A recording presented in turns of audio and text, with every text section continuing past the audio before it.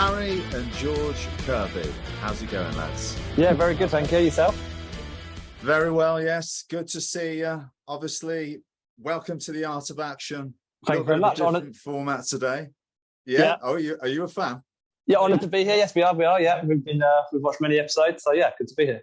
Obviously, a little bit of a different format today. Accident Man, Hitman's Holiday should be out as this has been released, and I wanted to get the directors and some crew members and the cast together just to celebrate the release of Accident Man, Hitman's Holiday. Became a professional killer.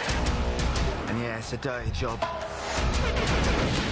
But I'm happy to get my hands bleeding filthy for the right price. Needed to keep my head down after what happened back in London, so I grabbed my fake passport and hopped on the first flight to anywhere, which turned out to be Malta. There's more people need killing in this corner of the world than I can keep up with. I might be able to help you out. So basically, me and George have been making short films for about 10 years. Typically kind of geeky stuff, but involving a lot of action. So we did like a Batman short, X-Men short film. We're anime fans, so we did some live action Dragon Ball Z, which often involved fighting and action. George is obviously a stuntman of 10 years as well. Which is why a lot of our films ended up involving a lot of action, because George would bring over the stunt guys that they'd come and do it for free. We'd pay no money, so they'd come over and help us, and we'd tend to do like fights and action, all that kind of stuff. And also George is a talented VFX artist. Well, can do VFX. Yeah, do the basics. So it meant that our short films could kind of look bigger than they were for the budget. You know, we're making them for zero budgets, but we could make visual effects, action, all that kind of stuff.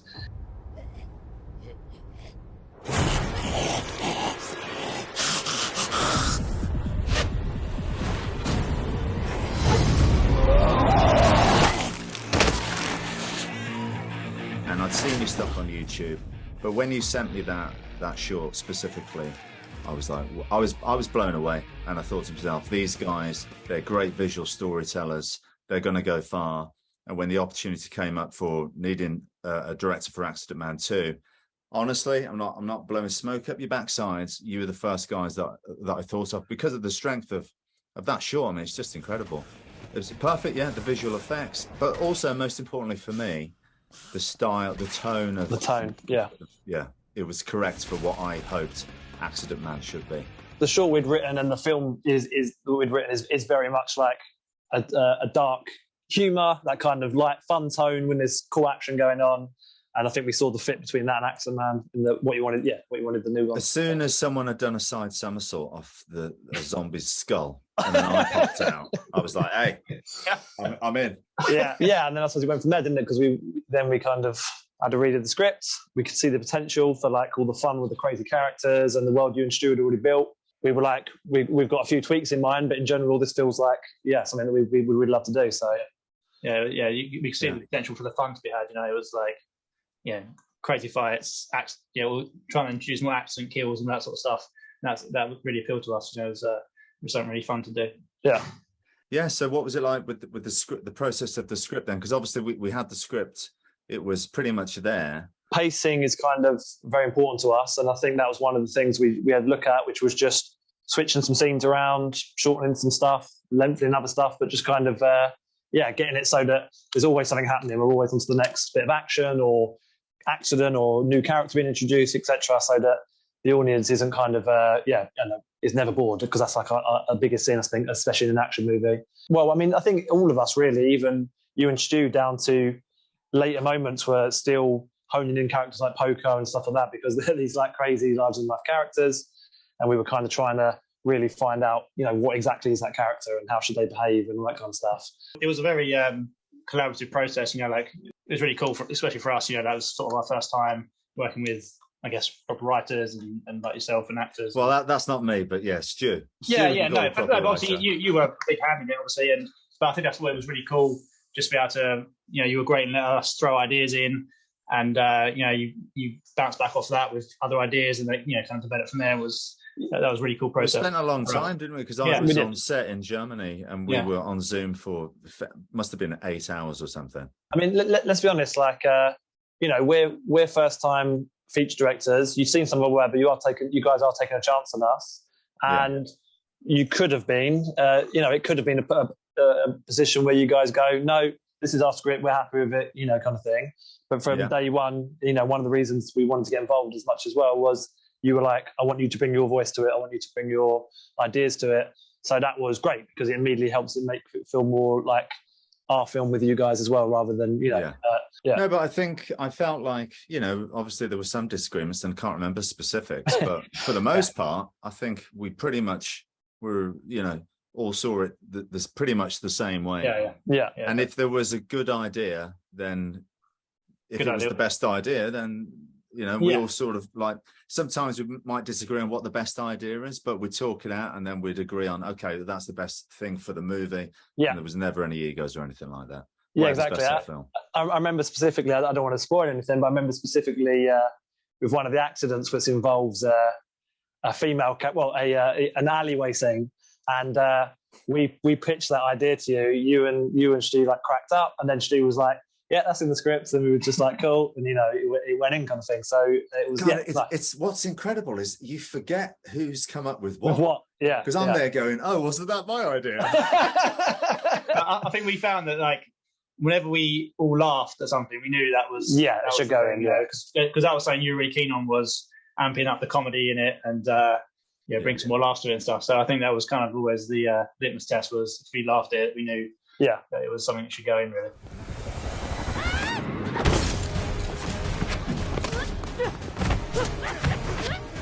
On Sarah Chang, who plays Wong Siu Ling. Sarah, can you tell us a little bit about your character in Accident Man? Well, she is descendant of the great Wong Fei Hung, and I have watched Wong Fei Hung since I was young, and he is a huge inspiration. So it was really cool that he is the descendant of Wong Fei Hung, and she's just a little bit rebellious and a little bit feisty, and may not have learned all the teachings of Wong Fei Hung. She's a bit mean-spirited. Yes, she is. Yeah. A little bit. Just a little bit. She likes to spit in people's coffee. Well, not everybody's coffee. Oh, okay. Just Mike Fallon's then. Certain people like Mike Fallon, who she's. Now talk to us, Sarah. We made a little last-minute change with the character, didn't we? Because we kind of were playing around with different versions of the Siu Ling character. We weren't really sure what we wanted. We really needed to cast the person who was going to play the character before we fully committed to who she was. So just like a kind of more meek, like an innocent, essentially, because everyone in this film is some sort of assassin or killer, or So it was supposed to be that there was a version where Siu Ling was more of an innocent in that, kind of thing, and she was kind of breezing through that world without kind of fully realizing what was going on. But then we decided, it would be cooler to have her like as an equal to you and be like fully know what's going on, fully be like part of it all. And when I met you, Sarah, and we'd cast you, I just thought to myself, you know what, it's going to be much better if she plays a right miserable bleeder. Wait. So what about me made you think that? No, there's nothing about you. But I just felt like that would be best for the character. We all did. But can you talk about that last minute change and how you just completely took to it and it was perfect?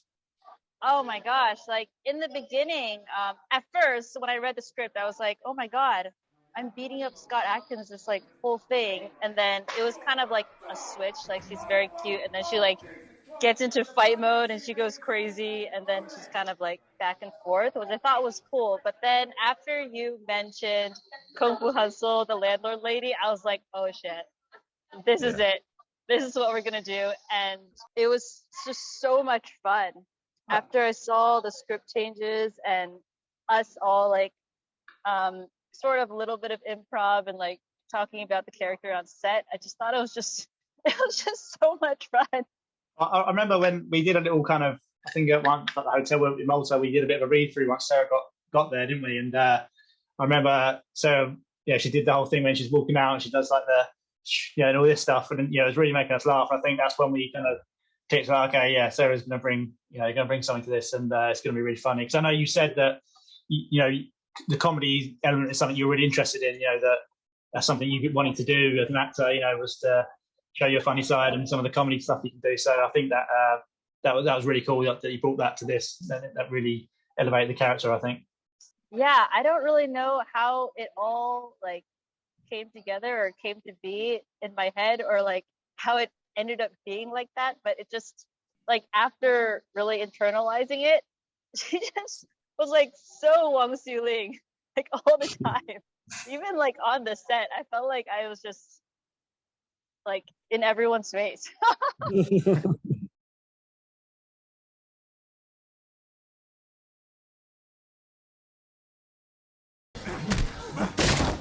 Painful? No. Not like that, come on. You must have felt that one. I did feel that. Yeah, I thought it was really interesting that he couldn't feel pain, and it was like it was very much he was less skilled than everyone else. So it was kind of, I just sort of, I looked at the idea that he couldn't feel pain, and that's what kept him going forward. But then if he couldn't feel pain, it was like, well, I felt like, oh, well, maybe he can't feel joy, you know, because we were kind of, humans are multifaceted and have like, you know, polar opposites to them, right? So if you can't experience one thing, then potentially you can't feel another. So I guess I felt that potentially he was searching to inflict pain on others that he couldn't feel, in hopes that he would get himself into a situation where if he could feel that pain, then potentially he could sort of fulfill the joy that he doesn't have. So it's kind of this weird twisted idea of how he can, you know, put himself into a situation and live a life where he can have some form of hope, where he can eventually feel this pain. So when he kind of comes up against potentially the deadliest assassin in the world, it was like, if he doesn't feel pain in this fight, in this moment, he's never going to feel pain. And if he never feels pain, then he's never going to feel joy. Obviously, we had a very short schedule on the film, so yeah, there was, especially the fact that you came in so late, you know, literally at last minute, and but the fact that you were able to bring all that so last minute was brilliant. And like, you know, the little touches, like the little theme tune you came up with and stuff that you worked out, and, you know, just added so much another level. You know, he's got, when he comes in, he's comes into his own theme tune and stuff like that. You know, it just makes him this very larger than life character. That was actually written in the script, wasn't it? He comes in sort of.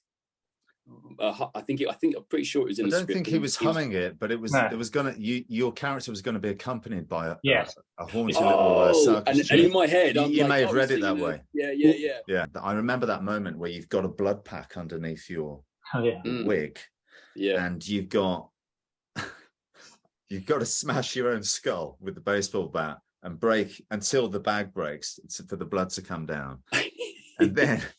You've got to make sure you get the line right. And it was a bit of a difficult line as well. It was. I remember that being a high pressure situation, but you delivered. I remember at the time when I was hitting myself, I also had an idea of obviously what Poco was going through at the time. Because this was like, for me, this was like a big turning point for Poco, because it was a moment where you get to reveal Poco behind the mask, right? So it's kind of like, the whole thing about him not feeling pain that you bring up, you're mocking him, but this is like something that's very serious to him. This is something that's driving him. So you get a sense of like, oh, there's something else here. So I was very sort of aware that I had to stay in this place and create this journey, but technically get that right. But there was also one thing I was going to throw in. There was one thing where when I'm hitting myself, I tap my head, and what I had done is I'd actually, on the last hit, I crossed my eyes. So like I hit myself and I kind of doing that, and I hit and I put it back. But my the scuff of the thing covers the eye, and I remember seeing it for the first time, being like, ah. None whatsoever. It would have been perfect if not for that frilly bit. Big shout out to Jazz as well for our costume designer for Poco's costume, because that obviously just completed the whole look, and the makeup girls as well. Like, I think it was Danny, wasn't it? Yeah. Work it, baby, yeah! This is our lab, I think we're rolling. where he trials all of his new techniques and where I can have a bash at seeing if they're actually going to work. Tell us about Finicky Fred, Perry. What's he all about? Finicky Fred. Yeah. He's an unexpected turn up for the books, and there all of a sudden he appears in the middle of Malta, much to the chagrin of Mike. Did you like the character on the first film? I loved it on the first, but it was very chilly when we was filming, if you remember, and It was. I prefer the temperate climes of Malta. Well, what I love about our relationship in the movie, Mike Fallon and Finicky Fred, it's the heart of the film, and it really is a genuine bromance, isn't it? We even have a little song in there called Bromance. It's that much of a bromance. Yeah. Yeah, I think one of the big things that was really attractive about this script on the second film was Fallon's relationship with Fred. Like, it really gives something to help us, like the audience, root for Fallon. Like in that Perry as a person, and then as the character of Fred is so likable and lovable, that you two together forming that bond kind of makes, you know, the mission to save Fred. It's like, yes, come on, Fallon, you know, beat up these assassins because you want Fred saved, and also the way that when I kill people don't care because they like me. Exactly, yeah. Like that's the helps. thing. Like those characters, you know, on paper, if you wouldn't want to run into them in real life because they're killers of bad people. But in this world, in this kind of heightened world, you two being mates is the kind of most important thing. Like because we're in your world, you know, we're with you. So when you think of Perry being in danger or Fred being in danger, it gives us something to root for Fallon. Well, I've got to tell you guys, even off screen, when Scott was worrying, I used to take him to say, "Don't worry, like, mate, don't worry." Good, thank you. It'll turn out all right, didn't I? Well, I didn't realise you were right. I thought we were fucked. There was a lot of stress. Yeah, I mean, I'm not really a producer. Yeah. I don't know what I'm doing. But the only thing that made it different being a producer on this is that I could have more artistic say-so. But also, I was aware of all the stuff that was going wrong. And let me tell you, ignorance is bliss. Yeah, with a schedule like this, you know, 22 days, there's a lot to pack in. But you know, someone like Perry on the set is a pro, and you also, Perry, did a lot of good improvisation. So you made scenes, kind of elevated scenes by making them funnier and adding your own personality and lines to it. So for us, that makes it, you know, pleasure, you don't always get that freedom. Sometimes people just want it as is, which is fair enough. You know, that's how they write it, and that's part of the job as well, obviously. But this was good fun. You know, really good. You know, you stick to the Bible, but go a little bit off road sometimes. Yeah. Did you have any favourite scenes? Do you remember to do? Or yeah, I like dressing up. Yeah. I know you do. Yeah. So what you're talking about? Good. The ladder scene. Yeah, that's really good. Like my girlfriend likes that outfit. I've still got it. Accident man, take one. Oh.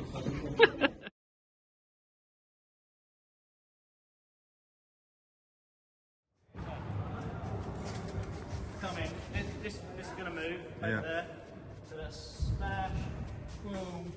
Smash yourself down. As I mentioned, obviously, I've been working in the stunt industry for about 10 years now, and over that time, I've been lucky enough to work on some big projects and stuff, and be involved with teams and fight coordinators, stunt coordinators, directors and stuff, and learned a lot of things along that way. But also having grown up watching, Jackie Chan and Jet Li, Donnie Yen, all the greats, managed to sort of build a style and a way of shooting, which I think is more representative of kind of the Hong Kong style. I think the kind of, it's not coverage. We like to shoot everything very specifically. Yeah. Each action beat has its own story to tell, and we don't want to do masters and shoot wide and then cover this way. We very much want each shot to be its own bit of action. So you might do 3 beats and then move on to the next bit.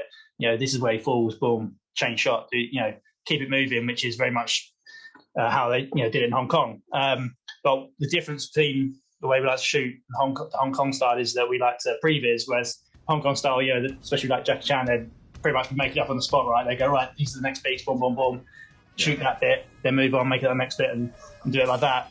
Whereas we very much like to know what we're going to be shooting, how we're going to shoot it, so we know how we can achieve it with the camera. Because sometimes we like to do quite sort of intricate moves, like very flowing moves, with stabilized cameras and stuff, so we can really keep everything in shot for a long time and get some dynamic moves and stuff. Well, I was going to say, you do keep the camera moving yes. all the time. I mean, you're talking about in terms of the story and the structure, you never want the audience to get bored. Yeah. It seems like the same sort of concept is put forward to the action. If ever you feel like it's static for a bit too long and what's happening in the frame, you like to just keep the camera moving all the time. And accentuate stuff. In essence, action, if you boil it down, it's movement. It's about people moving and the movement between two characters or three characters, wherever people are there. And it's like, how can we find the best way to make that movement look as good as possible? So we definitely like lots of counters and stuff, which make things feel faster. Or contra moves was something that Sammo Hung did a lot. The contra moves. It also helps your actors and stuff. They don't have to go quite as fast for it to look as fast as it is, if you know what I mean. So you can kind of you're helping your actors and your performers look like they're going faster than they are, and it just makes it look so much more dynamic if the camera's countering or moving with the subject. It just enhances it so much more, I think. And also with not shooting in a coverage way, and for anyone who doesn't know, coverage is more where the actors kind of perform the scenes over and over, and then you have cameras at different angles and try and edit together after. Is that it means you guys haven't got to do 1,000 takes where we do like, okay, let's do this angle, now this angle, now this angle. Yeah. It's like that moment, that section, we know is on this shot, or maybe two shots, but like is on this shot. So you've got to get that bit right, you can get that perfect, and then move on to the next bit. Do you guys like to just stick, for the action specifically, just stick with the one camera? I always felt like, well, if I have a second camera, then I'll be tempted to use that shot when I want it to work on this shot. You want that bit of action to be the best on this angle, and then move to wherever the next best angle is, rather than go, well, this angle's good, this angle's quite good as well, and then maybe you end up cutting an action which would have looked way cooler to see as a whole, rather than from two different angles, if you know what I mean. Yeah, but I think you move so much. The camera operator is moving so much, which a lot of the time was you anyway, George. Yeah. But I expect you'd be getting in the way of the other camera. You're all over the place, Yeah, I mean, we're doing 360 full 360 shots. 360. Yeah. I mean, But that's the beauty that comes with working with someone like yourself and the other performers. Like especially like with you and Andy's fight. It's like, okay, you two like top of your game. You can do all this insane stuff. So we need to get camera moves that are going to accentuate that, but also just clearly show it. Like we don't need to cut away. We don't need to cheat it. We don't need to hide anything. You two are doing full 360 kick moves. We need a full 360 shot to show it all, and so like other times you might have an artist who can't actually do the things you need, so then you have to cheat and hide and change angles and stuff. But when you can just show it, then show it. There's no reason to cut away. Well, the other thing is when being at most cases you've got a lone director, so that decision or that pressure is solely on that one person. We've also got each other to go, that's going to work, right? And the other one goes, yeah, and you go, cool, and then the way we ended up shooting Accident Man, it was very collaborative anyway. You were pitching in, Andy's there. We had stuff from Dante Dong when we were back in the UK. We've got Sam Mack pitching. So it's not like it's just one person going, that's it, guys. And it's not like everyone else is going, well, I don't know. I could turn to you, go, what do you think, Scott? And you go, yeah, I think it works. Or maybe put it here. And between us all, we knew, it wasn't going to look terrible or anything. We knew we were going to get the shots that we needed and we wanted. So I think in that respect, I think we were kind of fairly safe. Talk to me about the zoom ins in the action, because that's something that I thought was brilliant. Well, I feel like it probably came out of making mistakes early, like as in so in this example we're shooting in 4K, right? So we've got lots of information in the picture, and what Scott's talking about is that basically we're kind of like punching in on moments of action to accentuate digitally punching once in. we've already shot it and put it back in the edit, we can sort of keyframe in, animate the frames to go in a little bit, we can twist it, do those sorts of things. And I think it basically did come from a place where we were like, that's probably a little bit wide. But sorry, you're twisting the camera sometimes as well, right? Yeah, yes. On set, we were doing stuff like that as well. But what I generally tend to do now, like on camera and stuff, is I'll always shoot just a little bit wider than I probably want to be, just so I've got a little bit more room to play with if I need it. So then we can do the thing you're talking about, where it's just a way again of thinking about accentuating movement. So if someone's like stabbing that way, we'll have it pushed in. So then as the knife comes through, you pull out of it again. So it just gives it that extra bit of movement, a little bit of extra speed. And it's just a way of just enhancing what you already have, really. That's all it is. And I think it's a very simple, once you know how to do it, it's a very simple thing to do. But like I say, it can just give it a little bit of extra sauce on top of what you already have, And then the beautiful thing is because we're getting all the good action in camera, you guys are, giving us great action. We're doing moves in live action as well while we're there. And then once we do it in post, we can change those however we want. So like we could, make those moves one thing and go, actually, it'd be better if it does this. So yeah, it's a great tool to have. Yeah. I would like to give much more credit to the choreographer you had in UK, because he's kind of lost in translation, because I always get somehow accidentally be credited as the action director of the film, which was actually the Kirby brothers, right? And Scott, you just asked me to help out, to stay longer after my part, pretty much, so to help coordinating. So I just had the pleasure in helping out to add some of my expertise in executing fight scenes. So we should not forget about these people who put so much work in the beginning. Yeah, we said before, it was a very collaborative process, and you're like Scott, ourselves, you, Sam Mack, Hung Dante Dong, who did a lot of the choreography back in the UK. Tim Mann, obviously, we nicked a few bits from his stuff that he'd done previously. So yeah, it was a very collaborative process for the action. But don't underestimate Andy's part. But your fight specifically, Andy, the Oyumi fight with Mike and Scott was pretty much between you two guys, right? Because we were off doing stuff, and then I think you guys went to the space and you blocked it all out in the actual space, so you could see exactly where you were fighting, and then we went back to the gym, and that's where we kind of pre-visited stuff, didn't we? And we kind of worked through the shots and all that sort of stuff.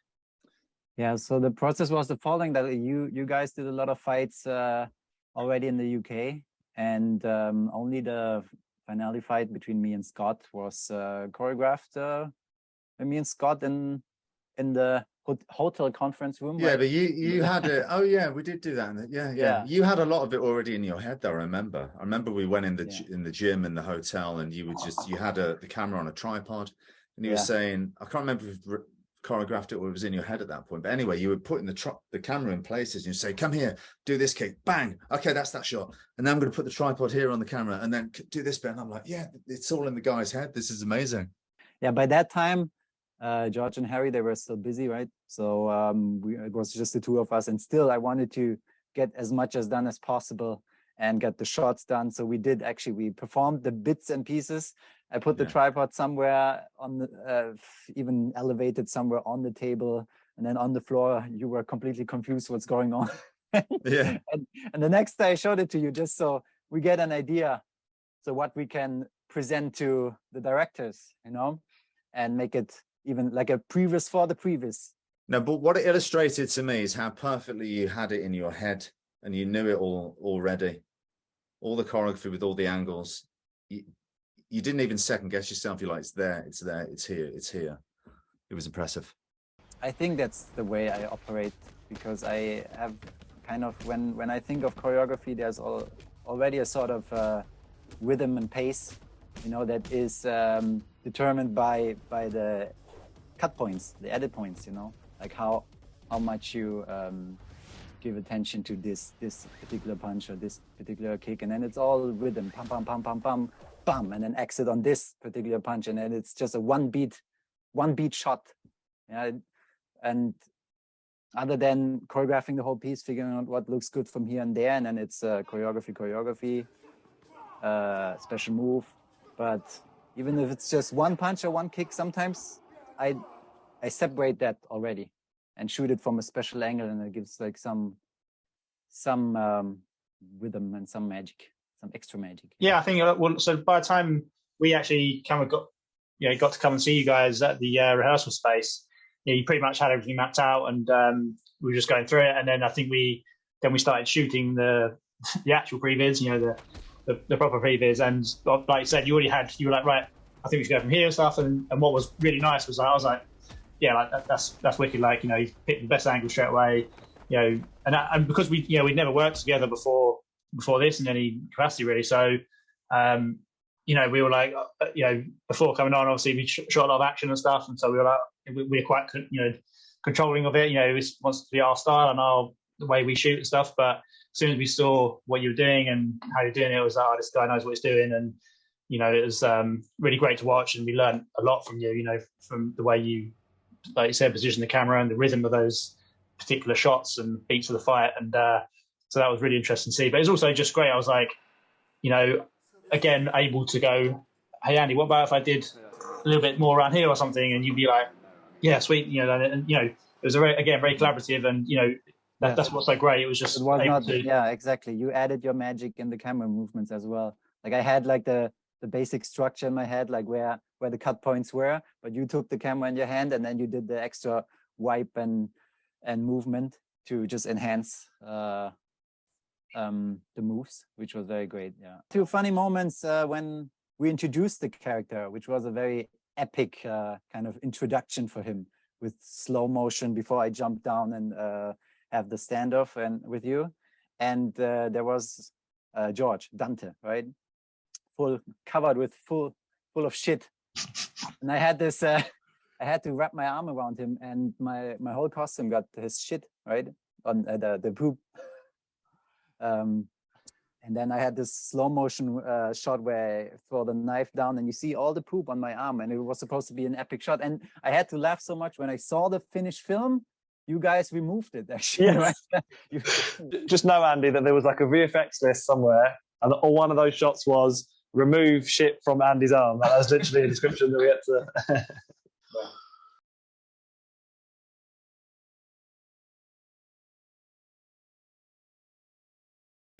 Oh, look at the devastation.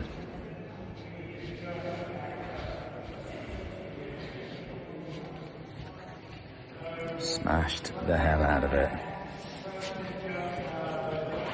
What did the guys say to you that they wanted for the look of the movie, and what was your approach to the look? Well, we had quite a chat about it. As they mentioned, I think right from the get-go, we're along the same lines. We wanted to inject a lot of color into the scenes and keep it interesting. I guess it's kind of, it's a comedy, gangland, grift / action film with odes to, action movies of the 90s, plus, with a little swath of Hong Kong cinema, probably of the 70s and 80s. I think that's impressive, mate. Yeah, spot on. Yeah, glad I got that right. I knew I'd thought of it at some point. I guess like my main influences from a cinematography standpoint for this, especially for the color bits, is probably like someone like Christopher Doyle, just because he shot a lot of that Hong Kong cinema back in the day. It wasn't martial arts films, but he did use lots of color, and I think that came into it. As far as the sets, went, I think we kind of created a separate look for each one, didn't we, guys? Yeah, because like we're in the shambles for quite a long period of time, so the whole kind of thing happens there. Yeah, I mean, basically, it was like, Scott, for each of your fight scenes, I think we had a set, different color setup for each one, which to keep it interesting. So each character had their own kind of look and feel. I mean, we had that kind of like sickly yellow green for Poco, I think, and then we had the warmer tones for Old Toy Boy esque Silas. Yeah. Then like it was quite natural for Yendi, which I kind of think suited that scene. Definitely, we needed to go natural for that. Yeah. And then we had we had the classic, I think orange and teal kind of for the main event against Oyumi. So each fight scene had its own color and own look and feel, I think. And I think the way we wanted to approach it was we wanted you guys, you and your co-stars, to have as much freedom as you needed to fight within the space. So we didn't want to slow you down. So we had to kind of get very creative with using a lot of practical lighting, a lot of fluorescent lighting that was left in, as part of the pracs, and use that to light the sets. Because obviously, action sequence. I knew action sequences took a long time to film, but I'm kind of glad that we went this route, because if we had to move the lights around for, we wouldn't have made half the film. So I think there was a good call from everybody to kind of light the space and then let you guys have a play within it. Which kind of that was key, really, was that you just came in. When we turned up, it was, like you say, it was lit, and it was like, right, start shooting, and we didn't have to, like say, stop and go, okay, we've got to move the light from over here and over here. We basically had 360 lighting, which also enabled us to do the kind of camera moves that we talked about, like, on the movie with Joe, doing lots of sweeping, like almost like some points we're doing full 360 shots, and, and it's wherever you're looking at, it still looks good. That's quite an achievement, really. To pull that off. I think it was kind of like it almost felt like dancing camera, didn't it? The camera was like almost attached to the action for a lot of it. It was moving, in tandem with what was happening. Was looking through the monitor and seeing stuff that was shooting at the time, and I was impressed with what I was seeing. I was looking at the dailies, but then when you did the grade, it went to another level. And you're seeing things that you didn't even expect. Look, I always say the grade is the extra 30% on the film that makes it look the way it does. It's so important to have a good colorist. Andy from on site, Andy's a great colorist, and we sat there in the post room. I gave him a couple of references before we got there. And he kind of he took that information and then translated it into what he was doing and made it better than I thought it would be as well. So it was really great to see someone of his standard work on the film as well, and deliver what we got. Come here. What are you doing? And taking me to my mama? She's the only one who can protect me. Listen to me, you idiot. Your mummy just hired me to protect you, okay? She does your part was the most nerve-wracking for me, because I knew that the film sort of hinged on your role. I mean, everyone's part is very important, but if you weren't funny, that was specifically your job, was to be there and be very funny. And I'm so happy that you were stealing every scene you were in. I loved it, and it was nerve-wracking for me because it was my first movie, full stop, and definitely my first experience of martial arts, and fulfilling the job description of sort of getting kicked through things a lot was even more fun than I thought it was going to be, to be honest. Was any of it scary? Like, oh my God, I'm in the middle of this action film here, and this dude who I've only just met is throwing punches this close to my face. No, those were the bits that were less scary than the bits, say, like rifling through a bucket of fake feces. That was probably the scarier than any weapon that was thrown at me. You spent the majority of the film just covered in fake blood, brains, sweetener, fake vomit, and the flies enjoyed you, didn't they? There are so many flies in Malta, and well, I don't know whether whether they just all showed up because I was there, but they were having a whale of a time. Those flies, all that sugar and sweetener and sugary, sweet, thick blood and poo. They were the flies. The flies were like my groupies for the whole movie. I couldn't go anywhere without the flies.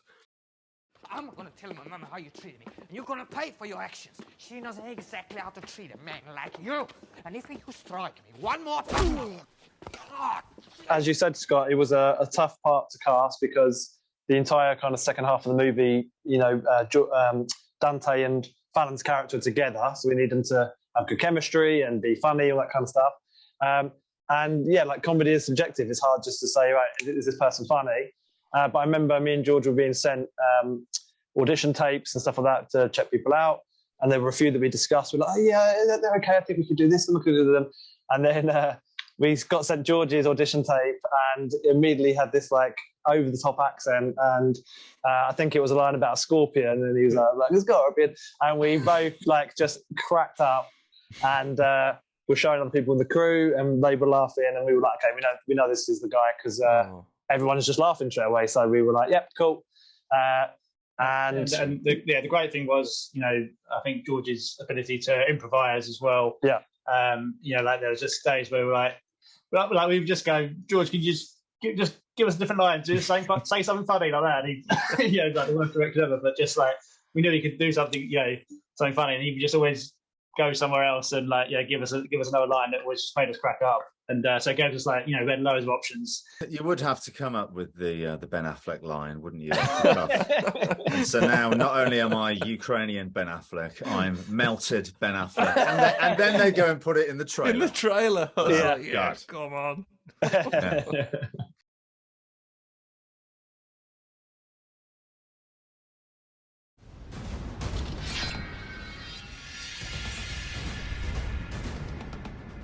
Yendi is an assassin and he's from Ghana, which is where I'm from. And Yendi has a thirst for blood, rare blood types. And he obviously goes, in search for it. And Yendi, instead of hunting victims, Yendi likes to hunt predators.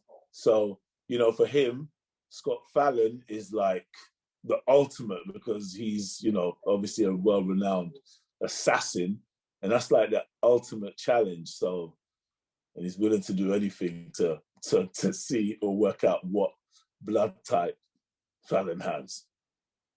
Yeah. Did you find out? No. Spoiler alert.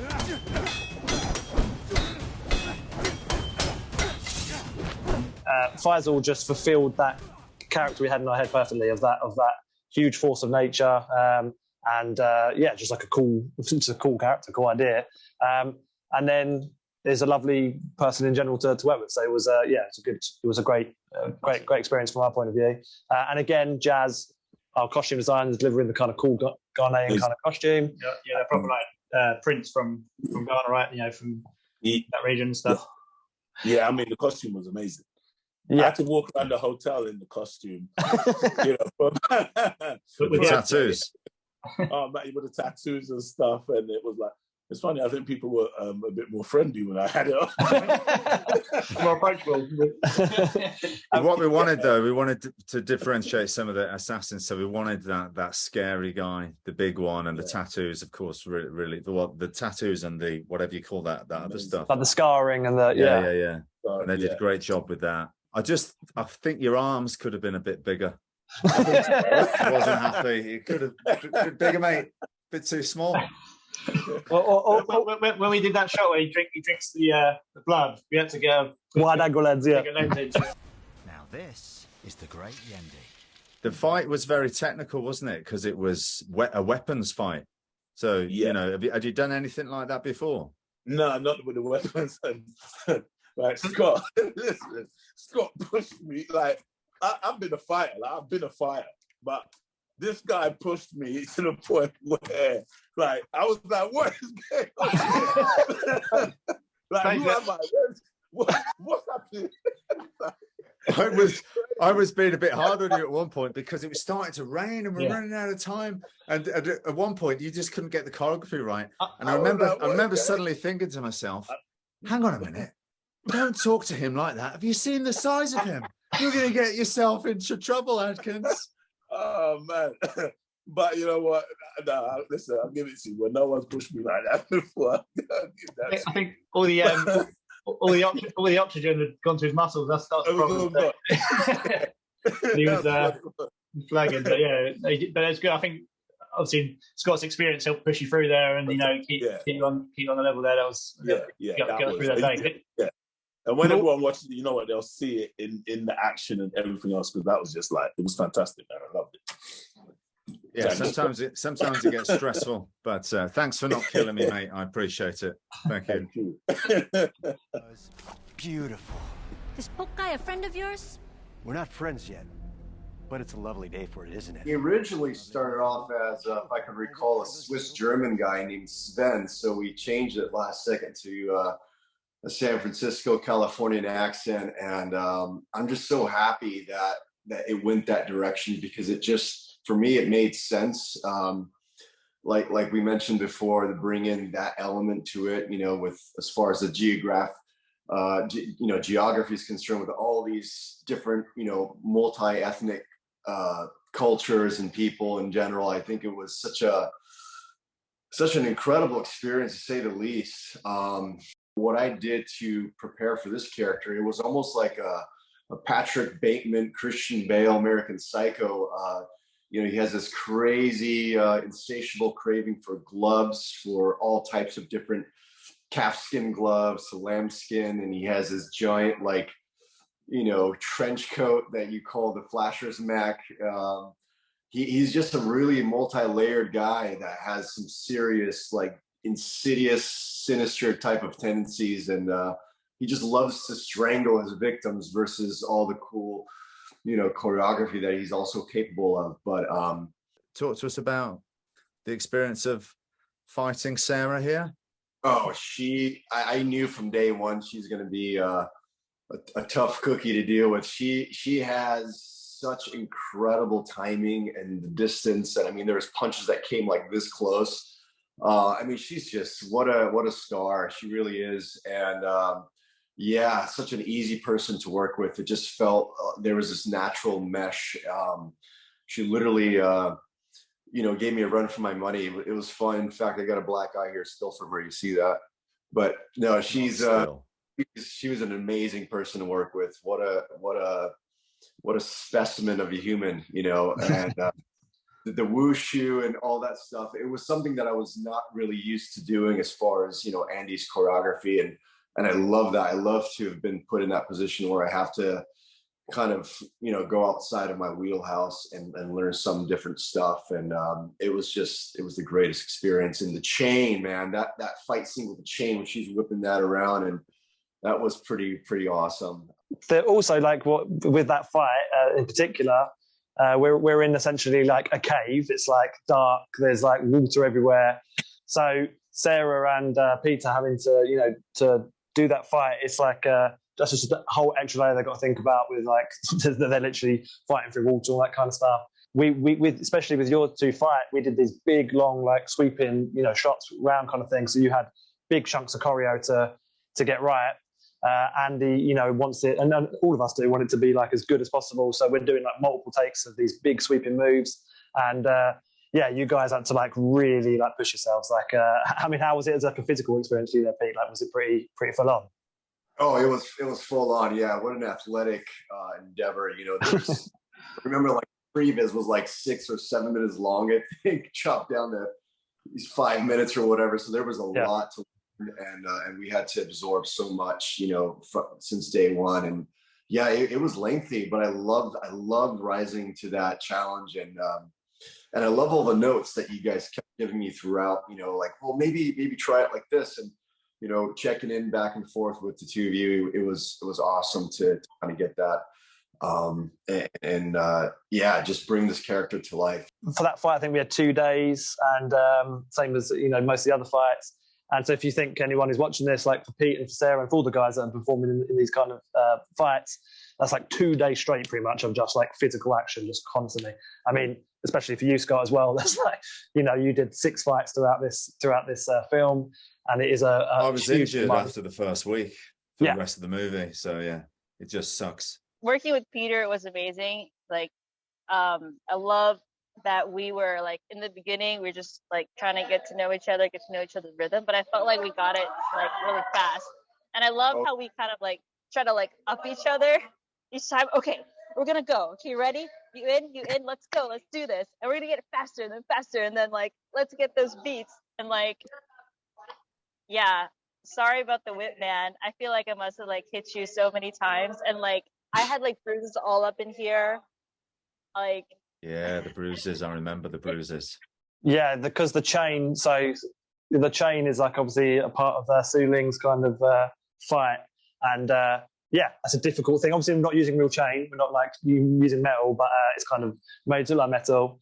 But that's a difficult part of the fight because Sarah's got to wield that weapon, which comes from her wushu experience, and you had some experience with a smaller chain kind of type weapon. It was like the 6-part. Is it 6-part chain you used to do, or 8-part chain or something like that?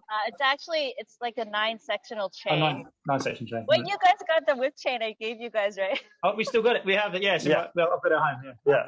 Yeah. But then on the other side of that, Pete's got to then deal with him wrapping around his arms, around his neck, all this kind of stuff. So I feel that's much worse. I feel that's much worse. I'm so sorry, Peter, if I have hit you or hurt you, and especially that. Oh, I don't even know if I'm allowed to say that last one. I'm just like putting all my weight on you, basically. Yeah. Oh my God. Right to the jugular, and then she had just this chain wrapped around my neck. It was something to be relished. You don't want to spoil the shot, so it has to look perfect. But yeah, she brought it, man. She's tough. Harder, Sarah. Is that all you got? Come on. Yeah! Let me get on there! Cheers.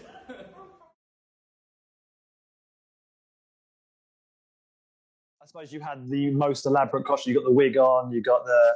Yeah, we get caught a little bit. I remember there was a few times where, the cuffs and the wig and, we'd have to be... But the wig was super glued to the ball cap. So...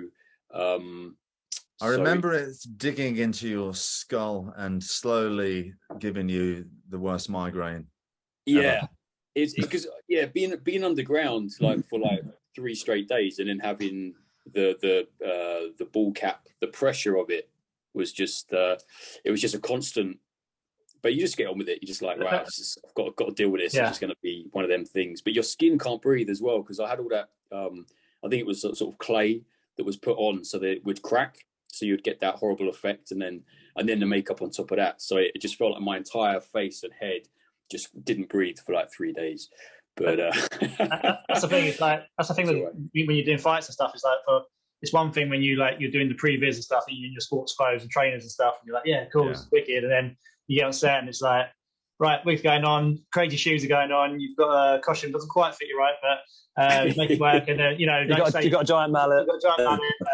I had to keep changing my costume, didn't I? Because those jeans, they seemed okay at the beginning, but once you start sweating and you get dirty, they're sticking to your legs. It was hard to do the more extreme kicks, so we found a green pair of trousers that were stretchy, and in that dungeon, they kind of looked the same as color as the other jeans. So we got away with it, but those are the things you have to do: putting on trainers instead of boots and all the rest of it. And I don't know if a lot of other people had a lot of time, but obviously I think it was just because of my situation having to come over sort of last minute. But we didn't get to rehearse any of that, did we? We were kind of on the day, and we'd be like, right, watch the video a few times that you guys had put together, the previews you put together, and then it was like, here's the first 10 moves, do that twice, action, 2 takes, move on.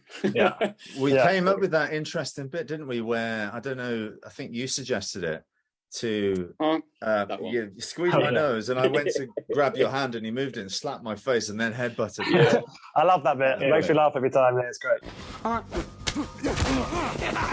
Yeah, I think it was a good collaboration, man. I think it was it was such a fun, it was a wild ride, but it was such a fun experience and a fun character. And I think you were very generous, and we were able to kind of really explore those moments on such a tight schedule.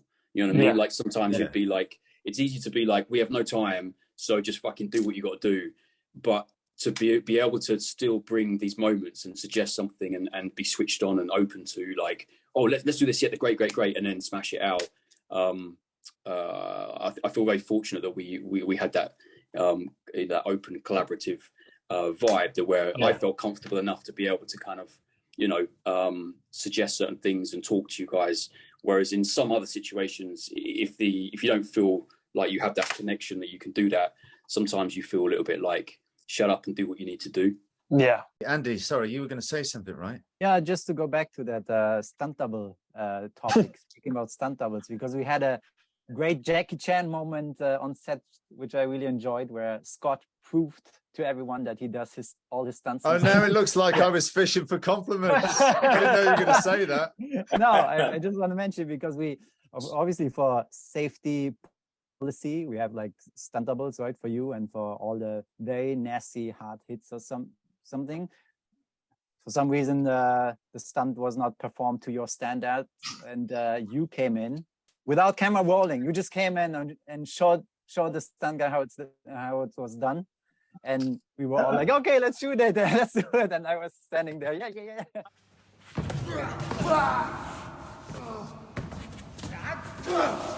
But you also had a moment. No, yeah, that's what I was thinking about.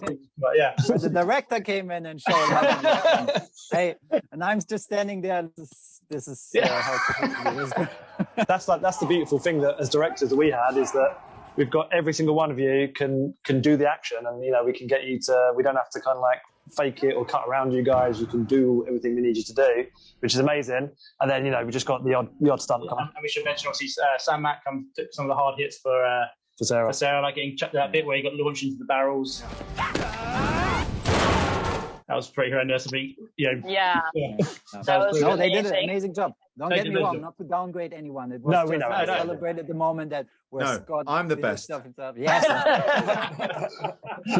Well, also because we kind of got in trouble a little bit because when we threw you out the van, Scott, on that. Well, it was the last day, wasn't it? Yeah. So We'd been told specifically. If I'm on the plane in a wheelchair, it's all right. The film's in the can. So there's a shot where Scott, Fallon gets chucked out of a van and rolls on the road. And we were told by the producers specifically, "You do not let Scott do this, guys." And we're like, "Hey, but we cannot injure him." We're like, okay. And then we get there on the day, and Scott's like, "Look, it's the last day. I'm up for it." And we're like, "Of course, we'd rather use you. It's going to look so much better that we can see you, rolling out that van and coming in your face." It made that shot so much better. I made that shot. Yeah, no, it was worth doing it. It was absolutely 100%. worth doing it.